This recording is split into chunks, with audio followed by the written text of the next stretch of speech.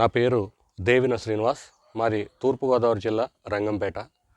నేను మా అమ్మాయిలు సోహిత, ధాన్యత ముగ్గురు కూడా సైకత శిల్పకళ ద్వారా వివిధ జాతీయ, అంతర్జాతీయ దినోత్సవాలకు ఆయా అంశాలపై ప్రజలను చైతన్యవంతం చేయడానికి మా కళ ద్వారా కృషి చేస్తుంటాం. అందులో భాగంగా మేము రాష్ట్ర వ్యాప్తంగా పలు ప్రదేశాల్లో అనేక సైకత శిల్పాలను రూపొందించడం జరిగింది.